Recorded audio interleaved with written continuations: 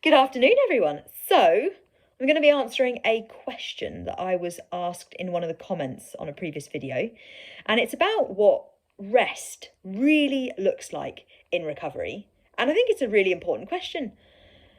The answer is, in the most simplest terms, if you only watch the first 30 seconds of this video, rest in recovery is stillness.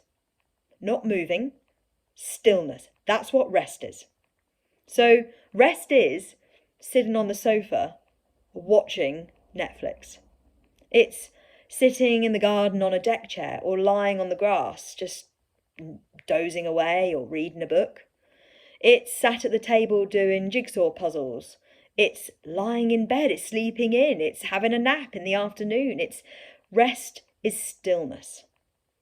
And it's really, really important that you're very straight with yourself on this, because it's easy for eating disorder BS to sneak in and try and distort what rest is.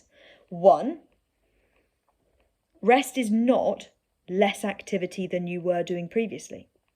And what I mean by that is, if you're someone who previously was engaging in more activity than you are now, just because you're now doing less than you were does not mean that is rest. So for example, if you were someone who went to the gym or went running, and now you're, I just go for a walk, a few times a week, and I just really like that. At the end of the day, that's not rest. Walking is not resting. They are different things completely. The same goes for yoga.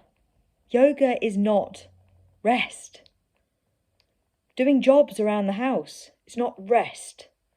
Resting in recovery looks like getting yourself nice and comfy on the sofa with a blanket, lots and lots and lots of snacks, and watching TV, playing on the Xbox, doing jigsaws, reading a book, doing some journaling or some crafting, having a phone conversation with a friend, having a conversation with a friend in real life, stroking a pet, grooming a pet.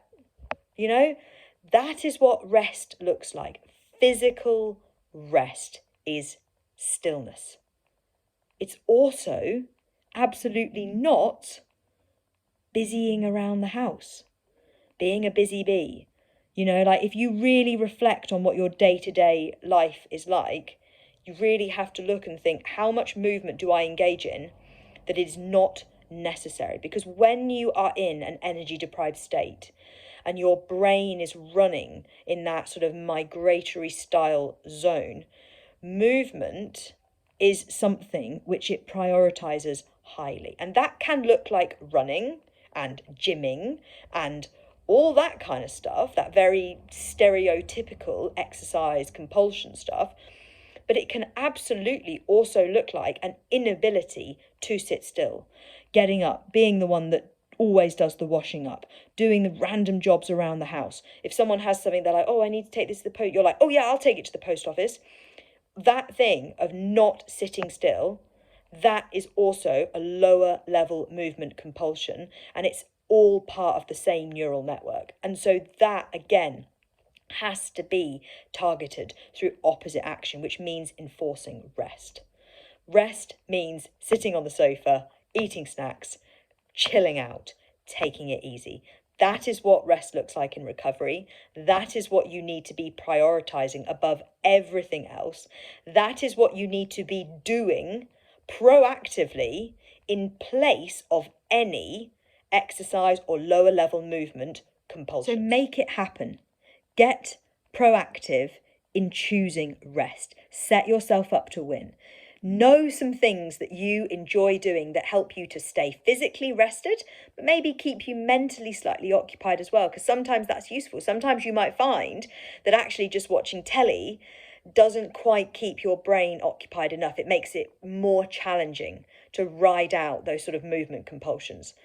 So get something that's a little bit more involved, a jigsaw puzzle, some crafting, a game, something that you have to sort of invest a little bit in. It's restful, but it's also, there's an element of distraction in there as well. And marry that up with food. Trying to force yourself to rest without giving yourself permission to eat is torturous, because realistically, a huge driver in our desire to move when we have a restrictive eating disorder is finding food on a physiological level. It's we don't have enough food here, so we're in a hyperactive state, so oh my god, we've got to try and find where food is not scarce. And alongside that also comes this kind of distraction from hunger tool. So it keeps us busy, it keeps us occupied, we're not thinking in the immediate moment about food. And so when you choose rest, you are going to almost certainly be more in touch and in tune with your body's actual hunger.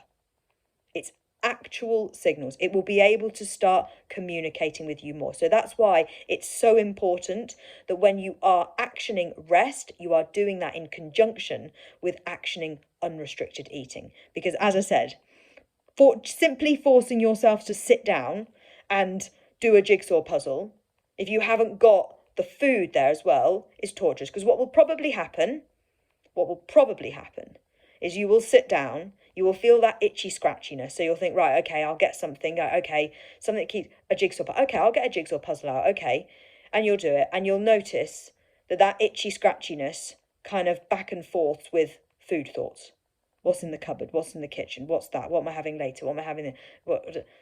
And it's torturous. And this is why rest and food need to be in conjunction with one another in recovery. How to move forward with this? 1, get really brutally honest with yourself about where you are at in terms of both exercise and lower level movement. Call yourself out on all of the behaviours that you are engaging in that are not conducive to your recovery. That's the first thing.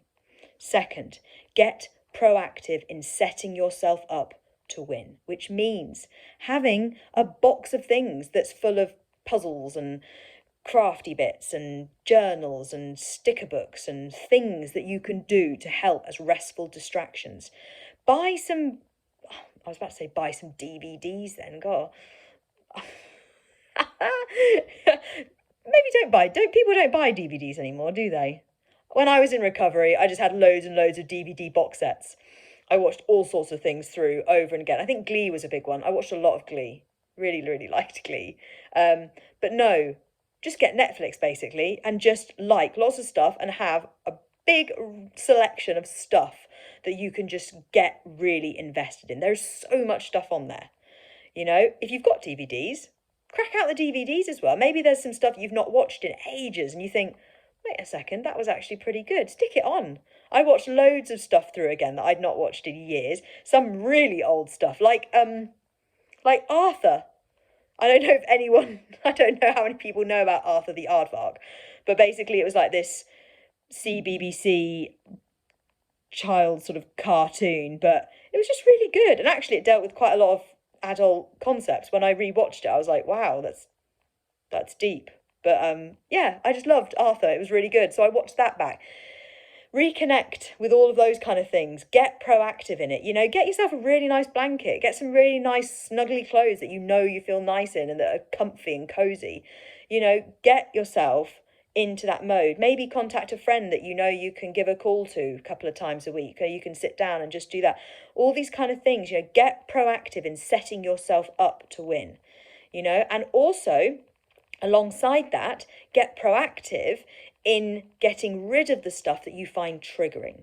You know, if there are particular people in your life that actually you don't find their interactions with exercise and movement particularly conducive to where you're at right now, distance yourself from them. I'm not saying you have to never contact them again, but just distance yourself from them. And if those people are in your direct, immediate contact, maybe have a conversation and say, actually, could you just not talk to me about those things right now?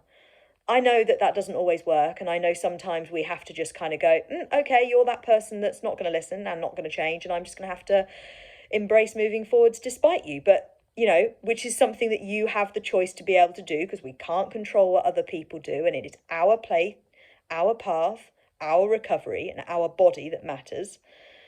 But get proactive in that. Change up your social media. If your social media is full of yoga or I don't know, anything that you personally find is not conducive to where you are at right now, get rid of it. Step away from social media. If you find just generally the whole concept of the comparison that is prevalent in those kind of apps, and on those kind of medias, then step away from it. Step back. Do what you need to do to make it easier for you to do the recovery stuff and harder for you to do the eating disorder stuff. Create space for unrestricted eating.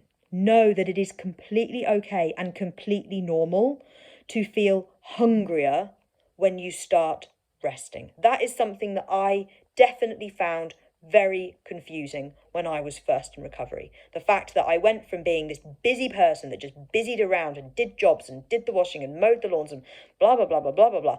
And suddenly I was just spending 95% of the day sat on the sofa, and it was like a truck hit me with tiredness and hunger. And I was like, well, this doesn't make sense. Why am I hungrier? I shouldn't be hungrier. Why am I tired? I shouldn't be. The judgment is irrelevant. Your body is sending my thumb. The judgment is irrelevant. Your body's signal of I am hungry and I am tired is valid, and you have to create space to ensure that that is honoured. So yeah. Anyway, I hope that has answered the person who asked me that question in the comments question. It was a long-winded way of saying that. And if anyone has got any other questions, please do feel free to send them to me. Just put them in the comments below. I try to respond to comments on here. I'm not always the best, and the last few weeks have been pretty hectic, but I am keen to do some more videos, and I do also really want to start doing more vloggy style stuff. So if you've got any ideas for stuff that you'd like to see some mini vlogs on, they will not be fancy. They will not be fancy, mainly because my editing skills are not up to it, and because I can't be bothered. It's very time consuming to edit videos. Like, honestly, since doing what I'm doing here, the little bit of editing I've done with some videos, I have huge respect for YouTubers. It is full on, seriously full on. But I'm quite keen to do relaxed, informal, chatty style vlogs. I feel like that would be quite nice, and I'm happy to do them on quite practical related recovery stuff, because I think that's something that could be useful. So yeah, anyway, I'm going to go, and I'll speak to you soon. Bye.